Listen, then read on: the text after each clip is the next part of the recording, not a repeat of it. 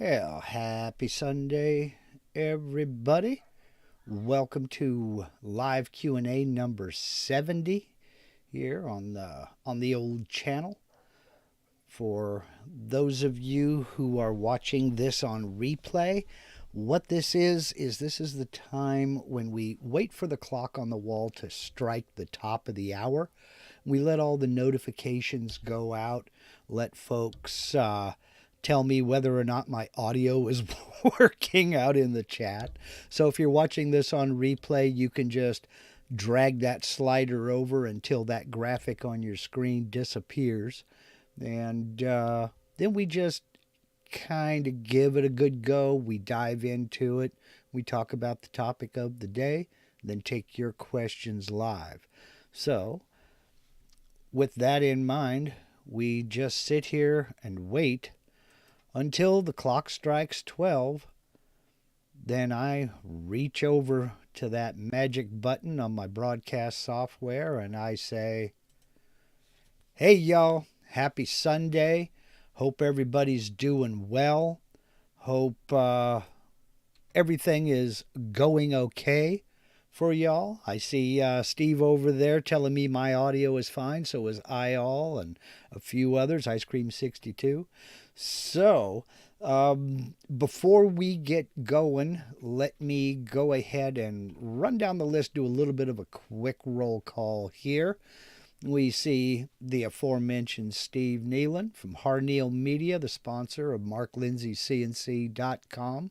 Throw a link to your website over there, Steve, if you would please, in the live chat. He's the man, the myth, the legend himself. If you're looking for a website, looking to create a web store, a web shop, you want to sell your items online, if you want to get into merch and, hats, t-shirts, coffee mugs, whatever you'd like to do, Steve is your guy. He specializes in maker websites and he is priced for makers. So he's the man. And thank you for sponsoring MarkLindsayCNC.com, Steve. See, Terry McQueen saying aloha. And Norman Peterson in Reno beating the Christmas rush. Let's see. Leighton Davis. Do you pronounce it Davis or Davies? I know I've seen it both. Bill Stauffer is in Ohio. Mr. Michael Mazalik. Ice Cream 62 checking in from Italy. Kurt Briegel, the man over in northern Wisconsin. And John, hey, John Cousins, would if I could. How you doing this morning? Ayal Peleg checking in from Israel. Lewis Denton over in North Carolina. Man, we're all over the place today. Mike Daly in Connecticut. An interesting, unique, and just generally all around good egg individual checking in from Tacoma, Washington. Martin over at IBuildSheds. Lee in Greensboro, Georgia. Merry Christmas to you as well, sir. Now let's see who we got. David Blackburn in North Carolina. David Lister in Oklahoma. Kevin Ells down in South Africa. Truly international. Still freaks me out. Bob Heltebridal in Virginia. Poster of all things, rude, crude, socially unacceptable, also known as just flat out funny. Terry Hurst in Alberta. Steve Lade over in the UK. Hope you're back in the shop by now, Steve. Christmas rush and all. Jeff Rozak out in Edgewater, Florida. Terry McQueen letting us know he's out there in Salt Lake City. Let's see, got just jumped on me there. Alvin Allison in West Virginia. Dave Pingle in Wisconsin. Lewis Denton. I believe I mentioned you, but that's okay. Everybody gets a twofer on occasion. Let's see. Richard Canton in Michigan. Wade Nash in SoCal. Let's see. Come down here. Mervyn at Poppy's Woodshed down in, I believe, Louisiana. Dave Matthews in Western New York. Jeff in Arizona at JMJ Love Dance. Hank Netz from Wisconsin as well. Lots of folks in the Midwest up there in the cold, frozen north. Don't imagine you're outside in the shop is why you're in here watching me on a Sunday. Mark Kulig in Chicago, speaking of cold north. Mike Smith in Central Florida, a show off. And then Steel Blade Woodworks in South Texas, another show off with those warm temperatures. Dave Krause in Michigan, Stephen Rice in Australia. It's summertime over there, so I imagine you're about burning up. Daryl Pilon. I'm just going to drop it right now before I butcher your name even more. 5 letters. You'd think it'd be easier for me to pronounce. Nope. Warren's Corner over in Lockport, New York. Let's see. Mario Medina. Okay. Joe from South Texas. Okay. Jeff in Connecticut. Woody Wan. Richard Poulin in Quebec. Rob Lemke in Vancouver Island. Grant in Ottawa. Jerry Corman also in Florida. RB Woodwork from up I-5, a bit north of me, between me and Martin, almost halfway.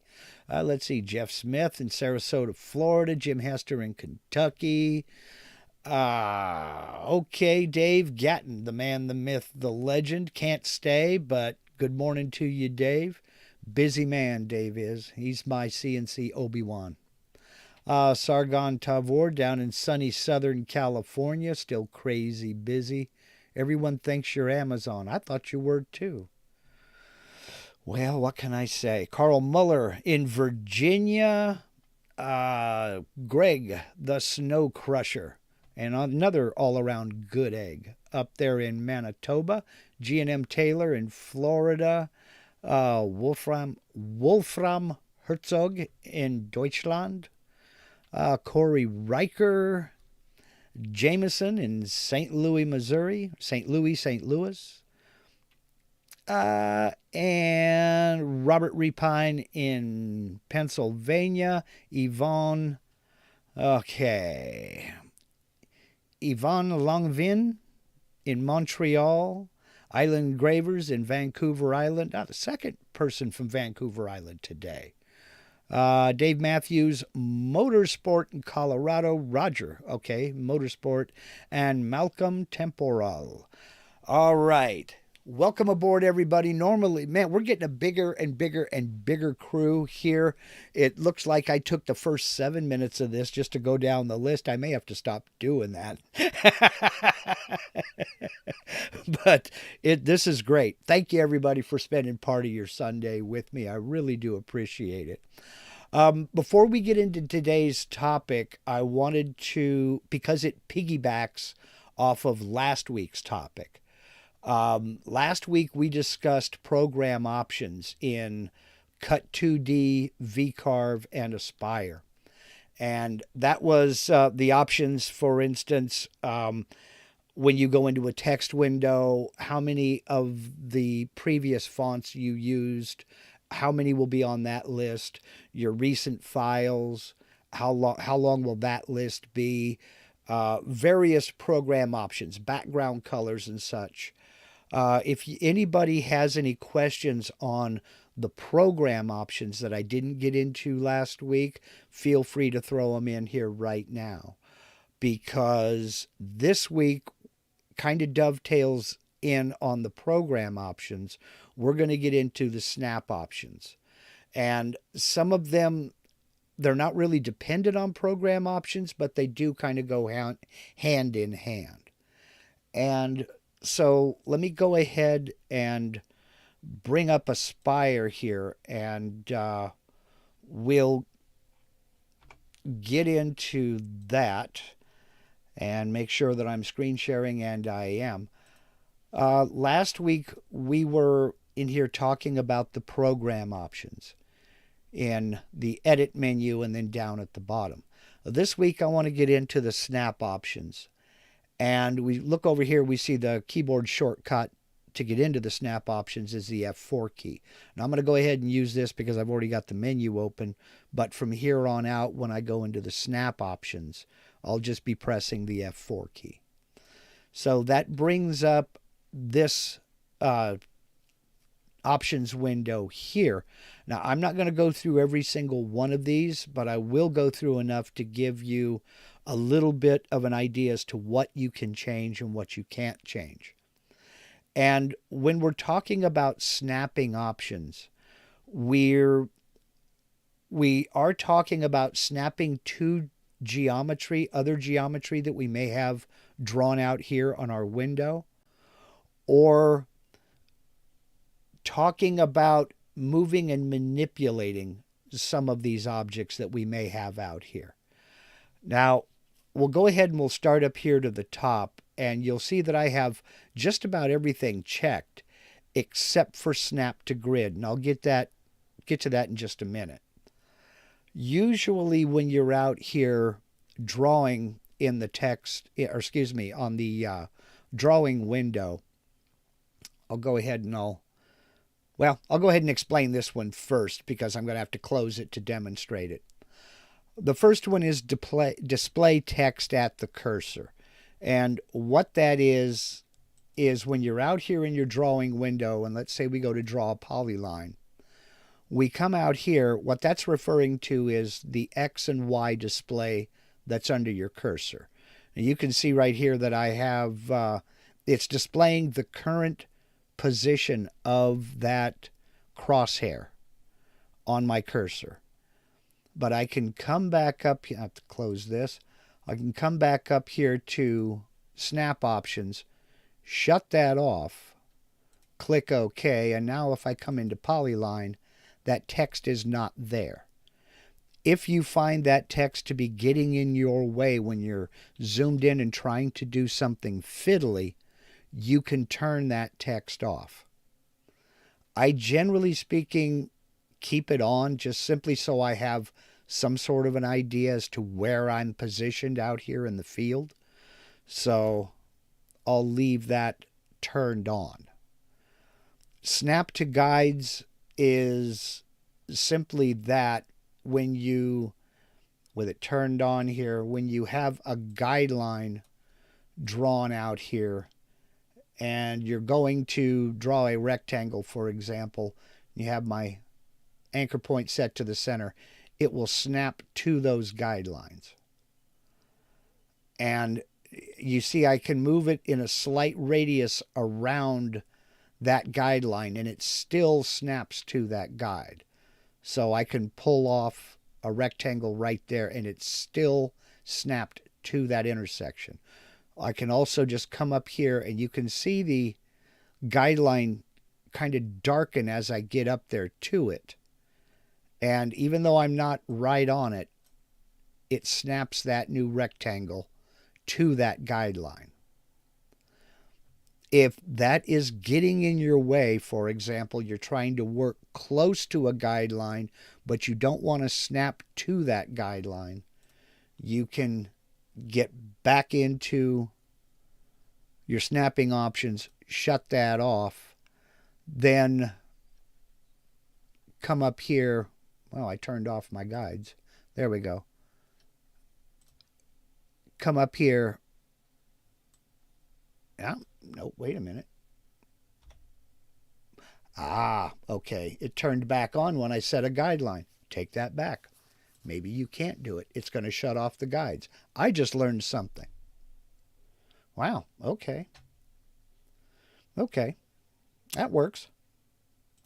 All right. I just learned something. I didn't know you couldn't shut it off. I thought you could. So also, you'll see another option here is to snap guides to the geometry. With that turned on, if I drag a guide over here, it snaps directly to that geometry. And I can drag another one down here and it snaps it right on to the top of these vectors here. Bring another one down here and it'll snap right to that geometry. If that's getting in my way, I can turn that off and bring one down real close, but not put it right on that vector. Whereas if I have it turned on, yeah, okay, and drag a guide down, it's going to snap if I get to within about 50 thousandths. Now about 5 thousandths. Take that back. So that's what snapping to the guide to the geometry will do. Let me go ahead and delete these, just get them out of here, so I don't really need them. Click off and zoom back out. So the only one I don't have checked right now is Snap to Grid. And I know that some of you do use Snap to Grid simply because some of you have sent me files, I've asked for them, and you've had Snap to Grid turned on. Now, you'll see that this area here, the grid spacing is grayed out. You have to have it turned on. And watch out here when I turn it on. You see that series of gray dots appear. This is how I know that some of you are using it. If that series of gray dots is in your background, I know that you're using it. Get rid of my guides here. Right now I have this set to display a grid of gray dots that are that are spaced a quarter of an inch apart. And this is proportional. The dots stay the same size whether I'm zoomed way out or if I'm zoomed way in. They will not appear on the project. This is simply a grid for you to use if you want to move an object up to that point. It will snap directly to any of these selected points and give you a visual reference as far as sizing is concerned. Bonk. So this will help in placement. This will help in sizing. This will help in layout. But again, it does not appear in your final project. It's just a grid for you to use. If you want to change the spacing, right now I have this at a quarter of an inch. You can set that to half an inch. You can set it to whole numbers. If you're using metric, for example, 1 millimeter, 2 millimeter, 3 millimeter, 1.5, 1/4 of a millimeter, whatever. It just gives you a grid to help you with laying out, sizing, and spacing. Then you can turn it off when you don't need it. Now, a couple of neat things that I found here was a fixed nudge distance. Now, let me close this up here. If you are, let me move this out here a little ways here. Some of you may or may not know that you can nudge a vector object by using the 4 cursor buttons down in the center of your keyboard there between the letter pad and the number pad. And you can nudge an object around using like the cursor up, cursor down, cursor right, cursor left. But you can also set a fixed distance for that cursor, for that nudge, if you should need to use one. Now I have mine set at 1/8 of an inch right now. So I'll go ahead and close that. And the way you activate that, you don't have to have it in move and transform mode. You just have to have the vector selected. As you press and hold down Control and Shift at the same time. Then when you use your cursor keys, it moves that 1/8 of an inch. No matter how far you're zoomed in or zoomed out.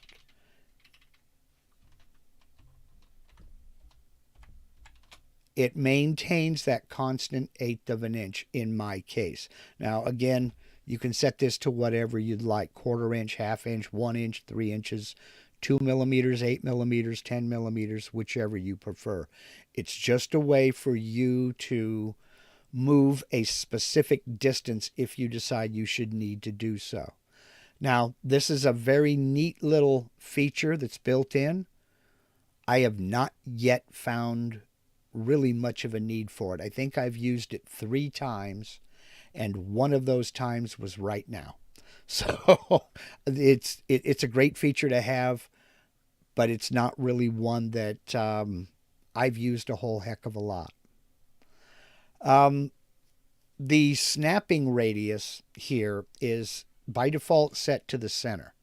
And what this refers to is when you're drawing out here and you get close to a vector and it snaps to that vector, the snapping radius is how close you're getting to that vector before it snaps. You can set it to be further away so that if you're out here, it'll snap to that vector. Or you can, I need to close that. Or you can reduce, come smaller, if you need to work in here closer without it snapping to that vector. That is your snapping radius.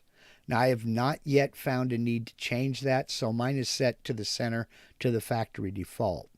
But if I ever needed to come in here and work closer to a vector for some reason, I could reduce that so that it didn't snap to the vector automatically.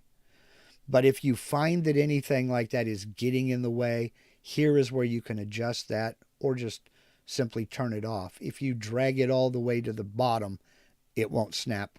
You have to be almost right on top of it to get it to snap. So that's what the snapping radius is. Now let me jump back over here real quick. I'll stop sharing and jump back over here real quick and see if you folks have any questions before I continue on. Let's see. Yeah, okay.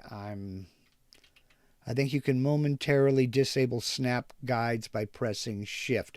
You know what? Let me try that. Let me try that and see. Get Spire back up here before I do, however. And yeah, there we go. See, you were saying snap to guides. Let's see. Let's back off of here. And we'll hold down shift and drag a guide out here. And yeah, you're right. You can disable snap to guides by holding down shift. It will still go to that guide, but it doesn't automatically snap. Because my guide is sitting right there. And yeah, I'm very close and it's not automatically snapping. So yeah, you're right. Thank you very much for that. Hold down shift does temporarily disable that. You're absolutely right. Thank you. Perfect. See, you guys are great, man. You don't need me. What are you doing here? So let's get back up into this here. Again, like I said, I'm not really going to go through all of these things. When it comes to geometry snapping, we're talking about the cursor snapping to certain areas of the geometry. It'll snap to the object center, the span endpoints, midpoints, the center of an arc, or an intersection, and you can turn that off if it's getting in the way. Smart snapping, this is something that I use quite a bit. I like the smart snapping. It really comes in handy, especially if you're trying to do something that's a little bit fiddly. And I'll kind of show you what I'm talking about here. Delete these. If I've got a rectangle here, let's go with, let's say, a 3-inch by 3-inch rectangle. We'll apply that there.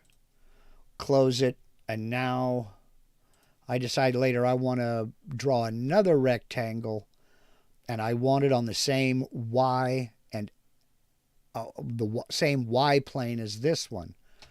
I've got my anchor point set up. I want to start this rectangle. You'll see how a black dot appears at that level right there on that corner of this one. and I've got a line that shoots, a guideline that shoots off to the right of it. That's letting me know that I'm on the same level in Y, and I can start my rectangle there. By the same token, I can come over, and what I'll do is I just kind of hover my cursor over that point to kind of wake it up. Then I can bring it right straight down, make another one, and you'll see it automatically has sized, it has lined up my Y here to this one right here. And I can come over here to wake that one up, come over here to wake this one up, and right there, boom. It's just a neat, kind of easy way to align one vector with another vector without coming out here and filling up your screen with guidelines. So, and it also works in move and transform mode. Let's see, I believe I made the other one 3x3. Let's make this one 3x3. It is. Okay. Is this one 3x3? Nope.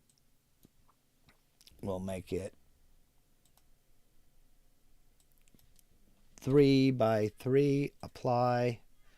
And check this one. That is 3.2. Make all of these 3x3. Close. Okay. And now I'll move this one a little bit closer just for giggles. But this also works in move and transform mode. I can select, go into move and transform mode, hover over here, and line that up there horizontally, and line it up on this one vertically. Take this one, go into move and transform mode, slide it over, kind of there. Now these are all running the same in Y here, or the same in X rather, and the same in Y here and here. They're all lined up. It's real helpful as far as positioning is concerned. And it's something that I use quite often.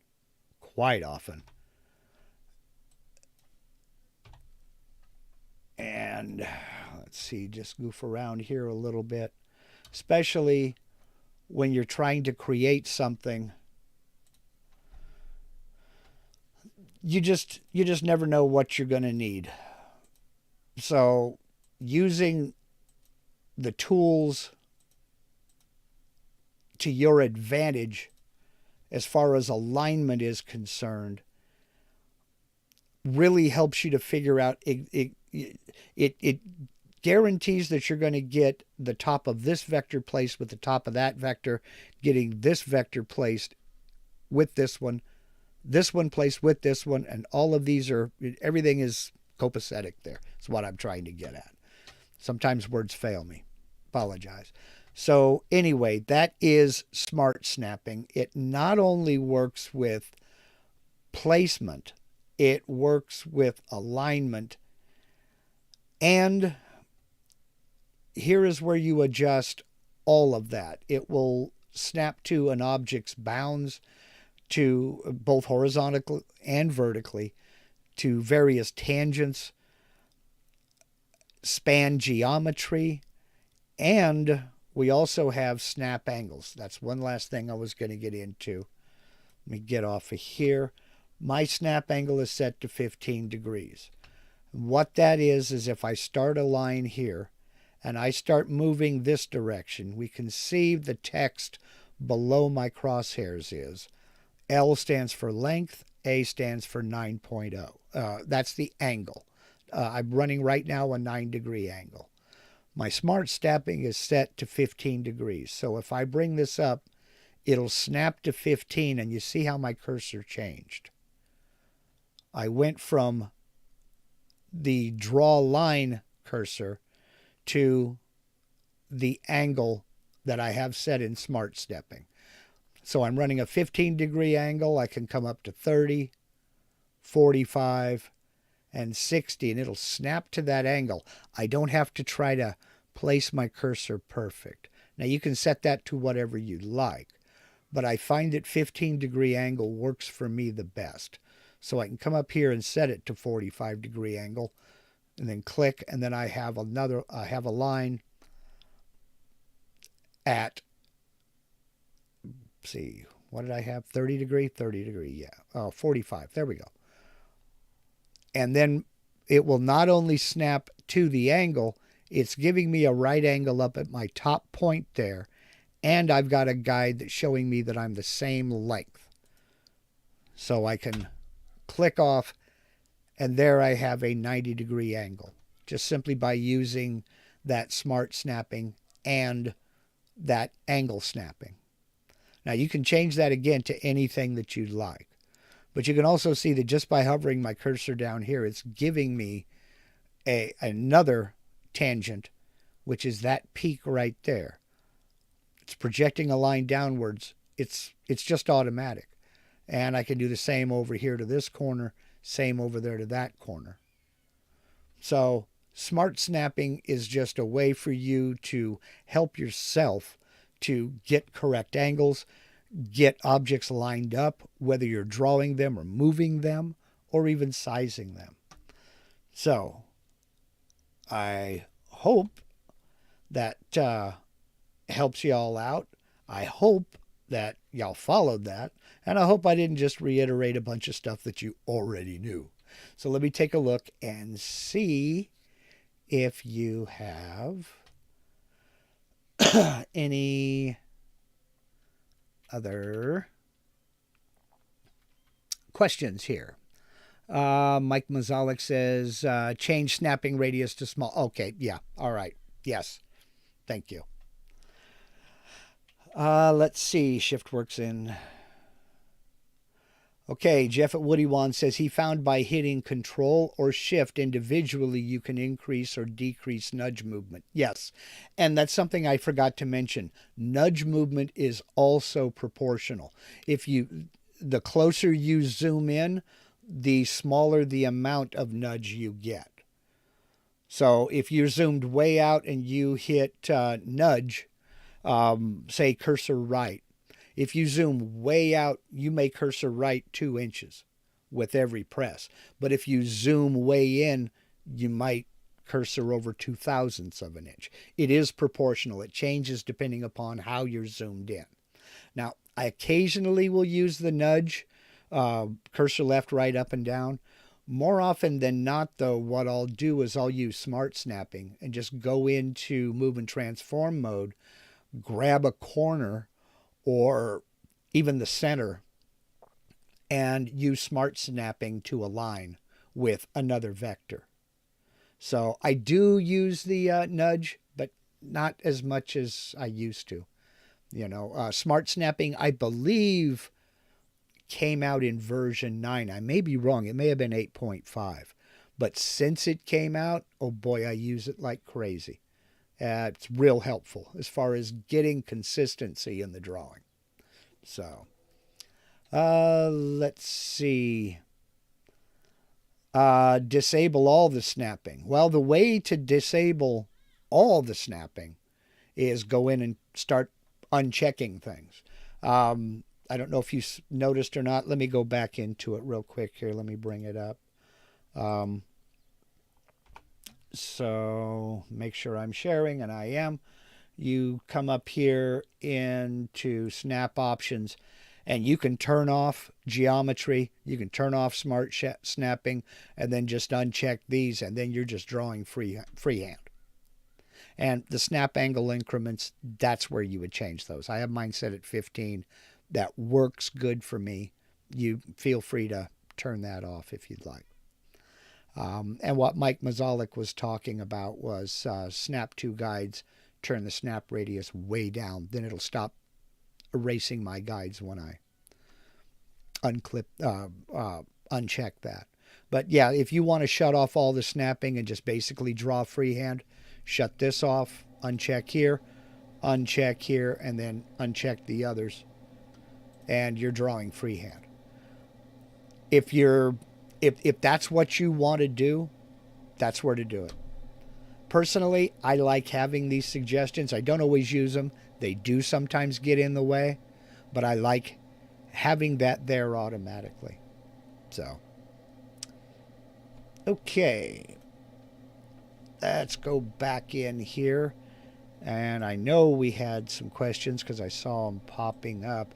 And if there are any questions at all at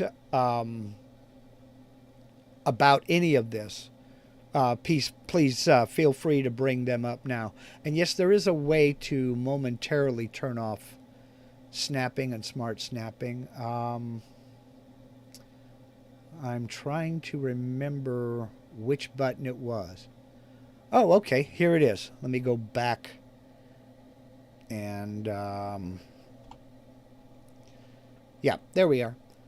You can momentarily turn off smart snapping with this icon right here, and that'll toggle it on and off. So if you don't want to go back into and shut all this off, you can just click on this icon right here and you'll see it's no longer blue.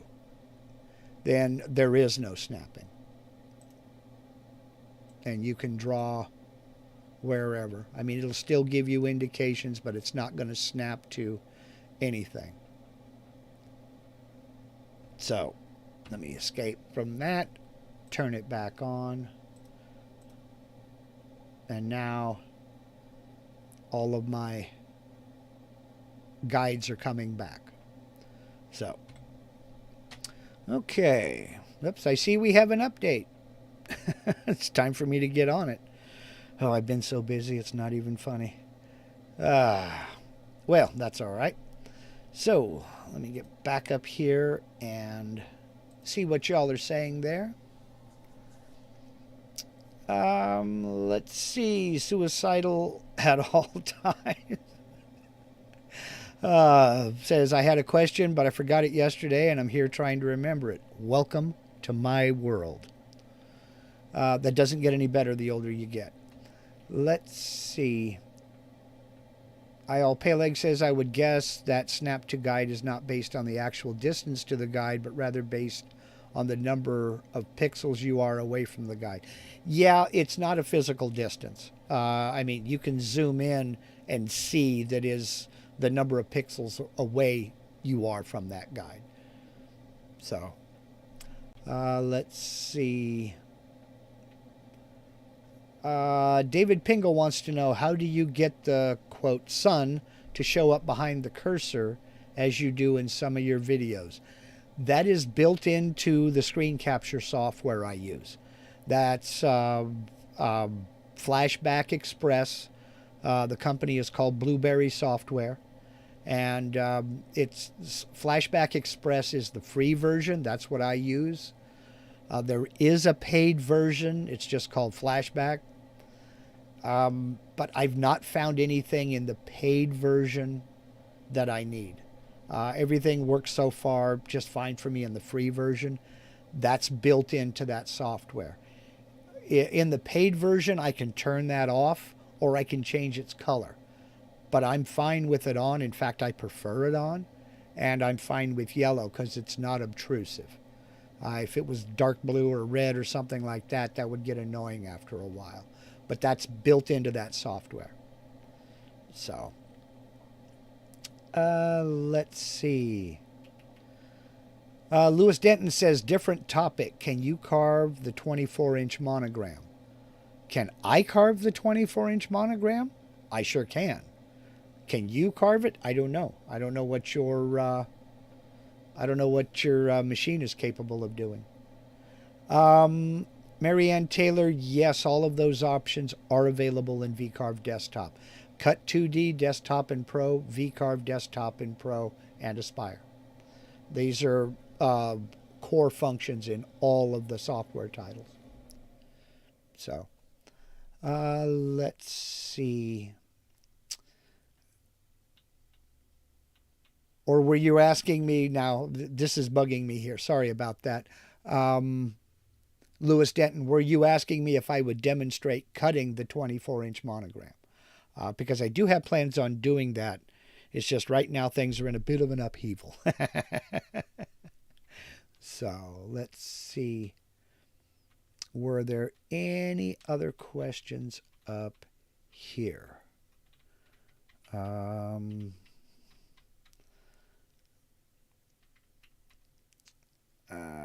bum, bum. And I'm trying to... Okay, Malcolm Temporal says, I'm having a problem getting groups to work in version 9.5.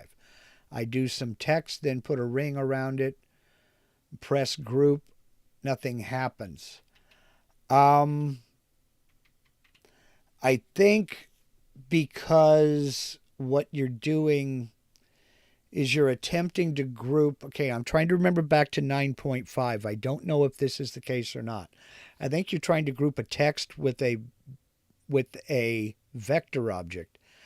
You should be able to do that, but I'm not sure. You might have to convert that text to curves and then group it all together as a vector. I don't know that that's the case, but you should be able to group them together. Let's see. So let's see. But if you can't, if it's not allowing you to, try select your text, right-click, convert to curves. Then select all of those vectors you're trying to group. Then you should be able to group them together. Lewis Denton, okay, clarifying. I meant VCarve versus straight bit. Yes, you certainly can. You're talking about that big 24-inch monogram I demonstrated. You certainly could VCarve that. And you may have to, I'm trying to remember back to that video. You shouldn't have to add any vectors to that. You should be able to VCarve it just the same as anybody else, same as any other vectors. So, Suicidal at Times wants to know, is there a way to make a macro custom, like to hotkey join commands? I'm not sure. I'm really not sure if you can. I get what you're saying. I know there is a way to introduce variables. I'm not very good with it. That's why I haven't done a video on it. But I'm not sure if there's a way to create a macro for a process that you do a lot. That would be handy. That's something I'm going to look into. So the short answer is I don't have an answer for you yet. The long answer is I will look and see. That's a good question. I'm writing a note to myself to check into it, because that would come in handy if there are certain things that you do often. Create a macro to be able to just automate that process would be an excellent addition.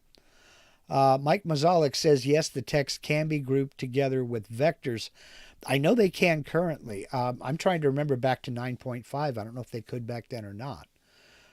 If you can't group, if you have your text and your vectors selected and it's not allowing you to group it, something is going on.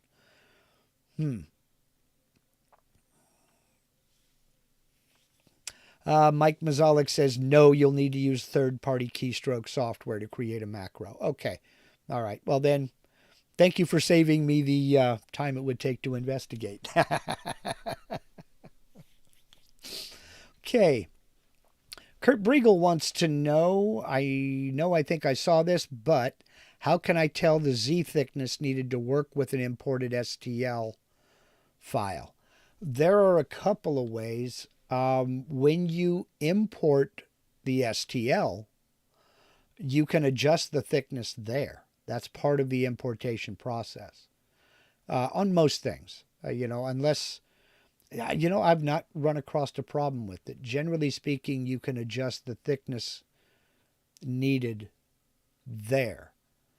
And when you get into the modeling tab, you can adjust the model thickness there as well.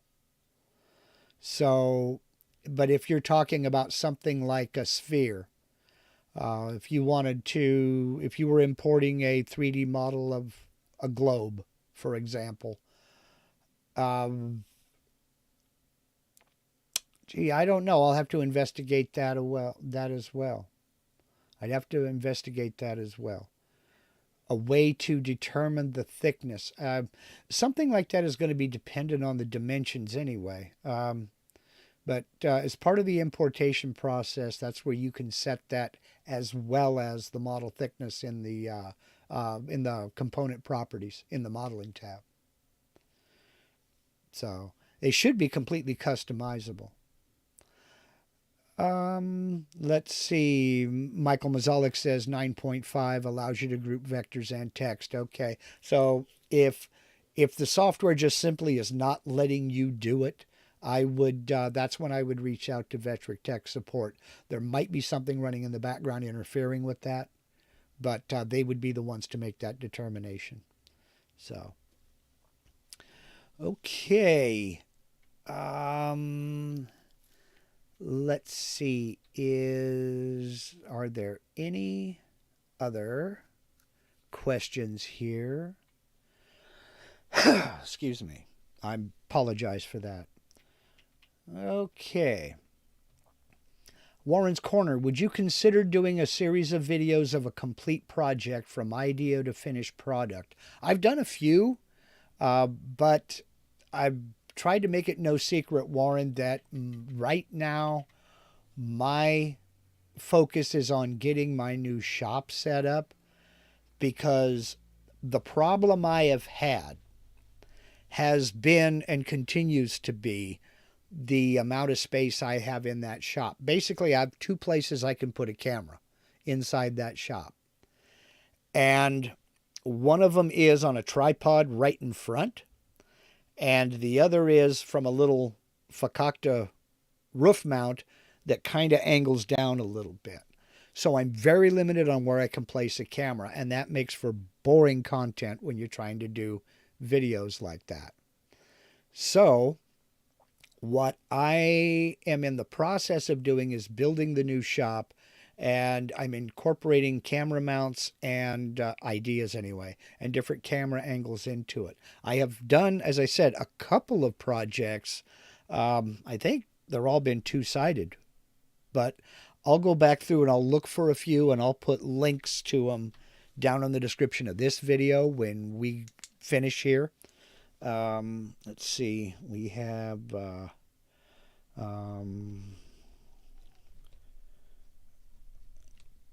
I just wrote a note to myself to go find those links, and I'll put a couple of them down in the description of this video. Let's see I've got a couple of questions here. Dean Howard, where can I buy you a coffee? Are you in Southern Oregon? Hit me up through the contact us link on my website, marklindsaycnc.com. Link in the description below. And we'll talk, Let's see. RB Woodwork, how do you copy and space to a specific location without using X and Y measurements? I'm a bit confused, because without those X and Y measurements, how do you know it's in a specific place? Okay. Copy and paste. Are you talking about, say, copying a rectangle and then pasting it to, I don't understand your question, I guess. So, Warren saying a GoPro on each axis. Well, maybe not that crazy, but definitely more angles, better lighting, and the ability to put a camera and myself in front of the machine. So, as I said, my shop is pitiful, to say the least. Okay, in order to put it in a specific location, you're really going to have to know where that X and Y location is, or you can just drag and drop. Now, you basically go into move and transform mode. Let me show this. Hop over here into Aspire and let y'all see what I'm seeing. If, for instance, I wanted to move this vector here to a specific location, I need to know that location. But I know if I just want it over here, make a copy of it. I have it selected, go into move and transform mode, and and I'll grab that center. Oops. Nope, I screwed up. Excuse me. Select it, click it once again to go into move and transform mode. Press and hold down Control, which tells VCarve or Aspire that I want to copy this. And click that center and drag a copy straight over. And it's giving me a specific location here in X. Now, if I want to go to a specific location up here in Y, I can either drag a guide, or while I'm moving this, just watch. You see that line right up there? It's on the 4-inch line right now. That's telling me I'm 4 inches in from my 0 point.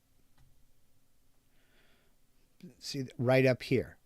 See, when I move my cursor, I've got a line moving there and over here. So that's part of it. I think that's what you're getting at. Now, if you're talking about within another piece of geometry, let's say I have a rectangle down here. Oops, and another one down there. I want to put this one, I want the tip of this to be in the center of this. I'll just come up here and hold down Control and drag by the tip. It's moving down the center and it brings it right to the center. That's where smart snapping comes in. Now, if some of that specific location is not anywhere that smart snapping will come into play, then you're on to just nudging things and moving it. But as far as a specific location, without knowing where that location is, you're going to have to just kind of play with it and move it. And using guides, there's not a thing wrong with using guides. A lot of people don't like to use them. But there's not a thing wrong with putting a guide out here at 4.0 and then dragging that tip right over to it. There's not a thing wrong with that, because then they're easy to get rid of when you no longer need it.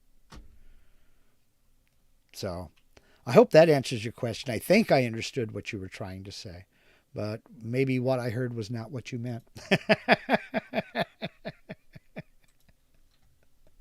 So, okay, let's see. Frank P. wants to know, can you leave open vectors and still carve? Yes, I just want to engrave some lines in some of my project. I'll put a link in the description. Let's see, carve.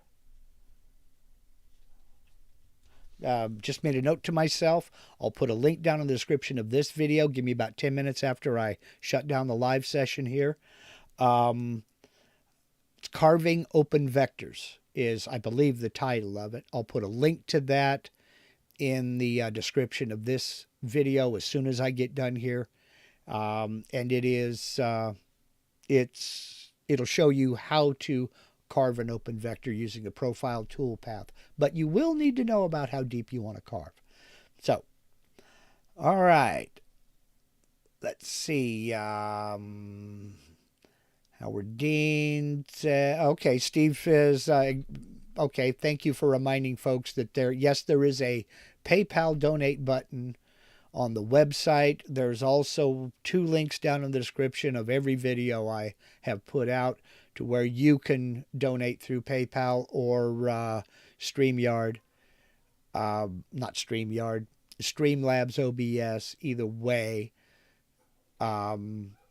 Where you can donate to my to the cause, as it were. And on that subject, I want to say thank you to everybody who has donated. I don't talk about that very often, and I got schooled on that by a gentleman that I met this weekend. He came down yesterday from Tacoma, Washington. I've said it before and I'll say it again. I have the best viewers on YouTube. You guys are absolutely tremendous. And I really mean that. I really appreciate that.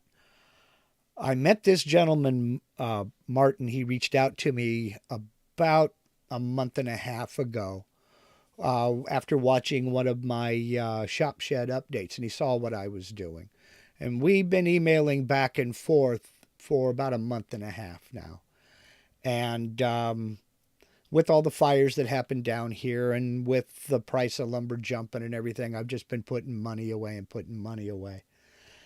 And, well, let's just say I have something else to screen share.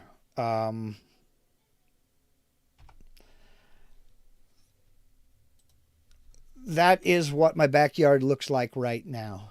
And this is 100% thank you to Martin. Construction has begun.